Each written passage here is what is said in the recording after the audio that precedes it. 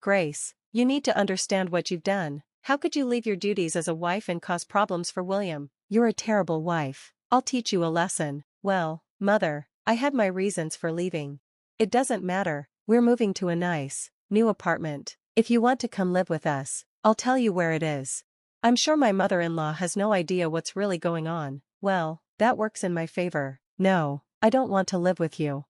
My name is Grace, I'm 35 years old, and I work in an office. My husband, William, and I have been married for 5 years. He's 40, 5 years older than me. I used to date older guys, but I was drawn to William because he was kind and generous. Our relationship was good, so we got married. Things were fine at first, but soon, things started to go wrong. I lost my job. Then, William got fired too. The reason? The company he worked for wasn't doing well because of the recession. I never imagined that he'd get fired because he worked for a big company. I thought we'd always have money, but nothing is ever guaranteed. Suddenly, we didn't have enough money. I was a stay-at-home wife, but I decided to go back to work. I called my old company, and they agreed to hire me. A worker had just left to have a baby, so they needed someone. I was relieved that we would have some income again. I hoped William could find another job, but it wasn't easy for a man his age to get hired, so he ended up working part-time as a day laborer. His salary was about $700 a month. My pay wasn't much better. We were struggling. Hey, the rent is too high. Can we move to a cheaper place? I asked. If we want to save money, we need to cut our living costs. Before, when William made good money, we never worried about money. We lived in a nice apartment, but now I thought we should face reality and move somewhere cheaper. But he refused. No, we're not moving. Why not? If we move to a smaller, cheaper apartment, my mom will ask me why.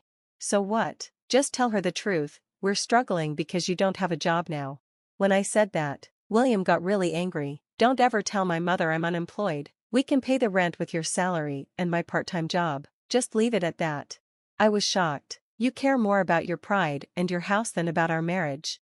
Even though we could technically pay the rent, we were still having a hard time with everything else. That's why I suggested moving to a cheaper place, but William wouldn't listen. I had to drop it for now.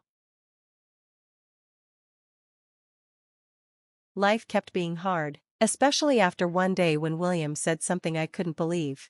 Is this all we're having for dinner? You used to make so many dishes. Just because you started working doesn't mean you can ignore your duties. Don't be lazy with managing the house, he complained.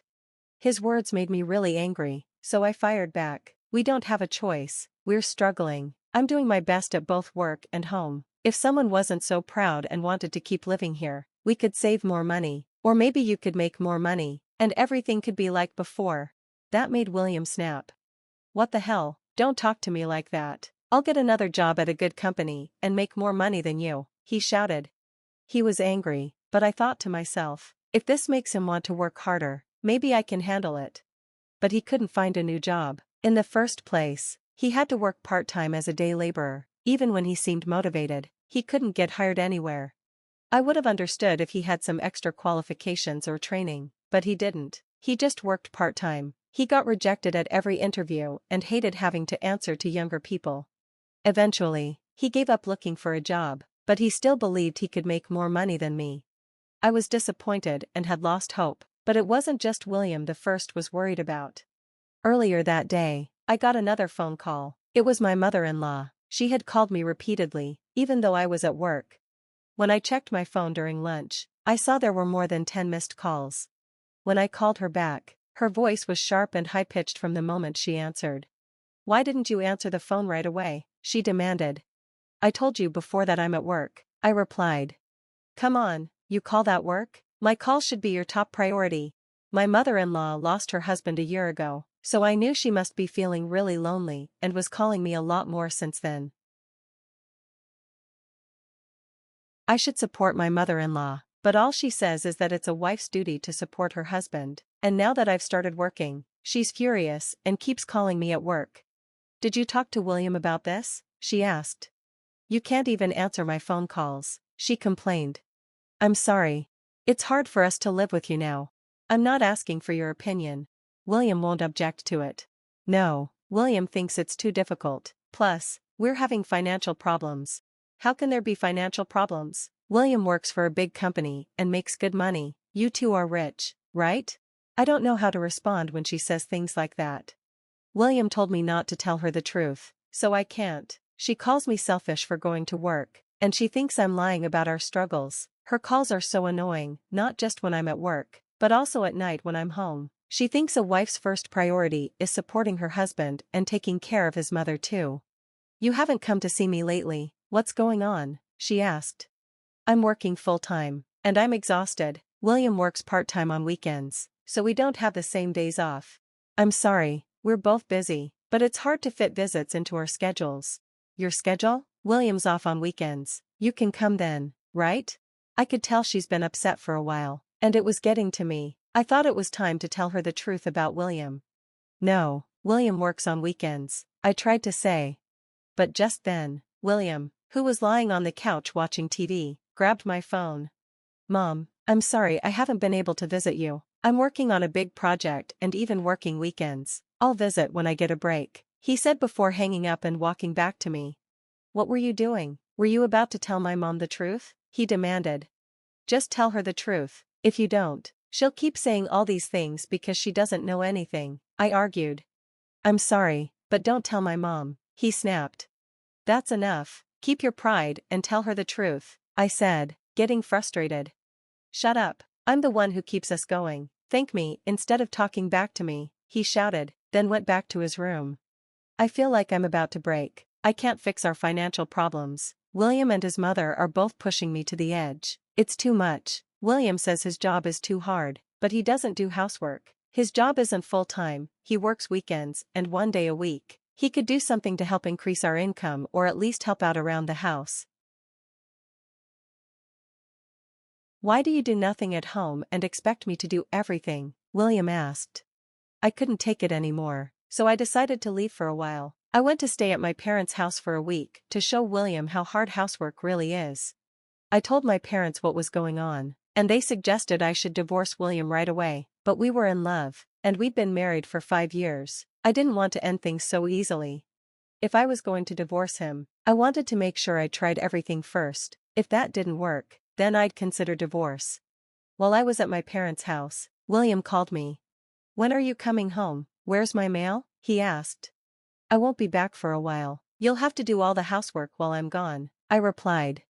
That's ridiculous. Just come home and do the chores, he insisted.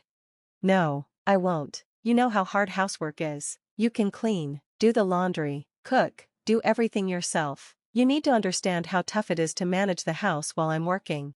I decided I didn't care anymore, so I ignored his calls.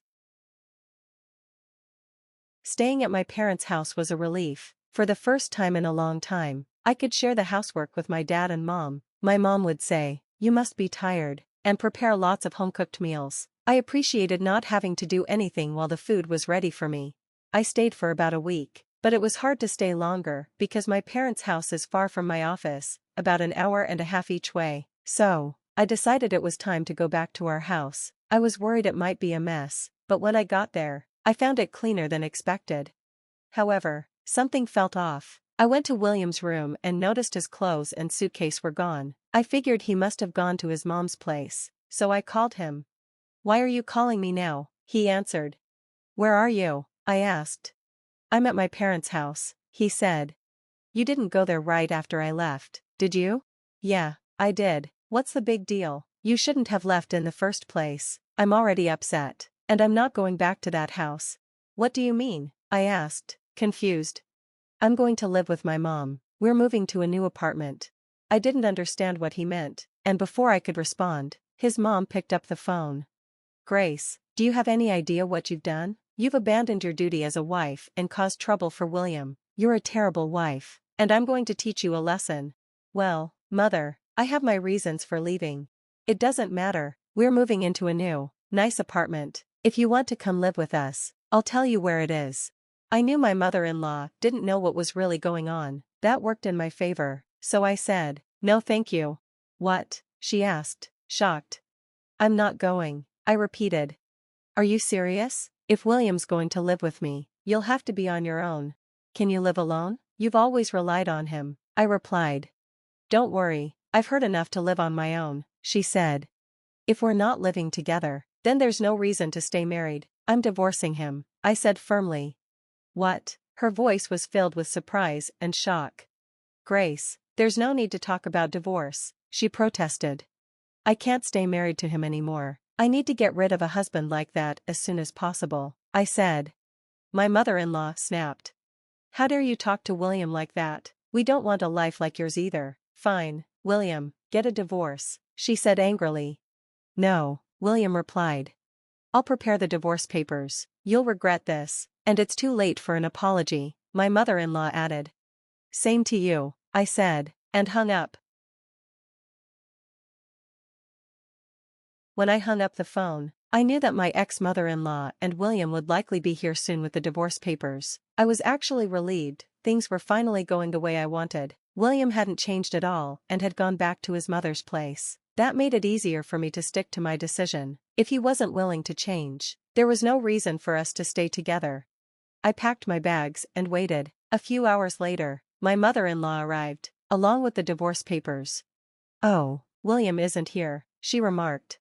He doesn't need to be, I replied, feeling a sense of finality. Here we go. I had him fill out his section. Now, you just need to fill out yours. She handed me the divorce papers. As I looked at the papers, I noticed William's section was filled with shaky handwriting. My William is such a wonderful man, she said, her voice dripping with bitterness. Even though he's married to a horrible wife like you, he's still reluctant to get a divorce. I'll never forgive you for causing trouble for such a great person. I hope you live a poor life and regret it, she continued, her words sharp and venomous. While I filled out my part of the form, my mother-in-law didn't stop ranting at me. It was clear that William's pride had gotten in the way. He couldn't even be honest with his own mother. What a pathetic man he was.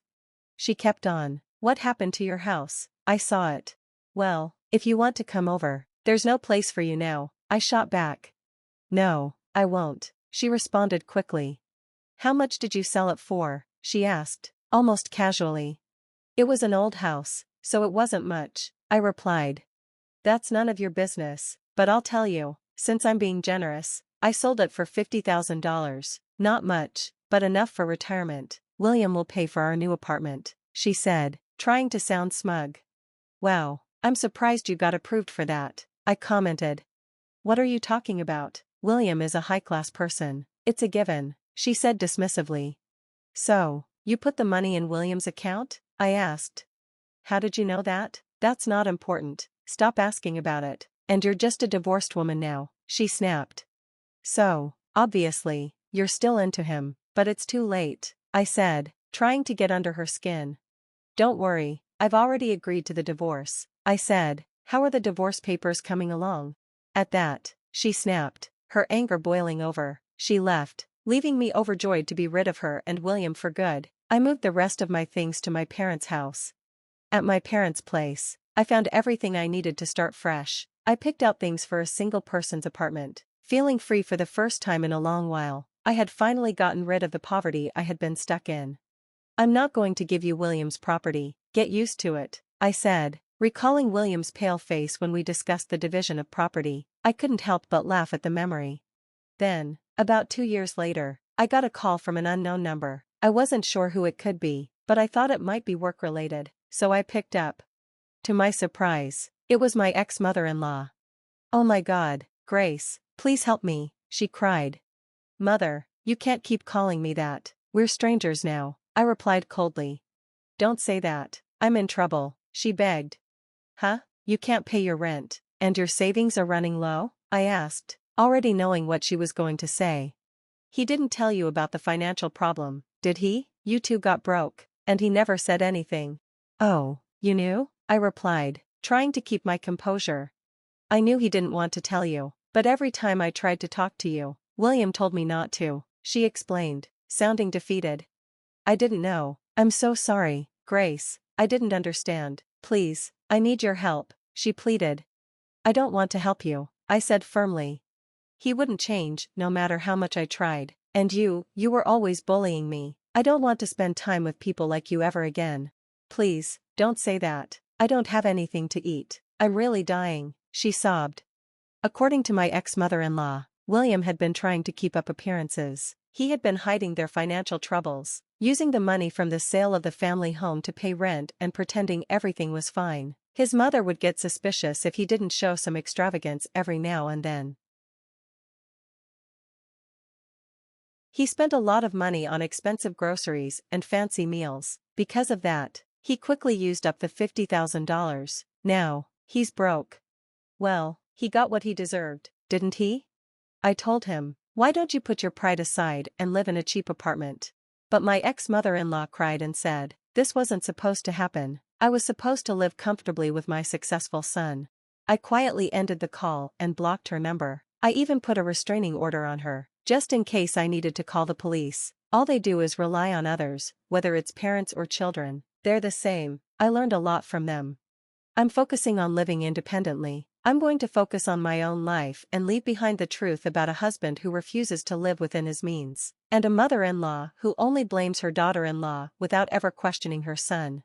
I'm so glad Grace could cut ties with such a terrible mother and son. Now, she can live her own life. I hope she meets a wonderful man in the future. I wish her a happy life from now on. Thank you for watching. If you enjoyed the video, please subscribe. See you in the next video.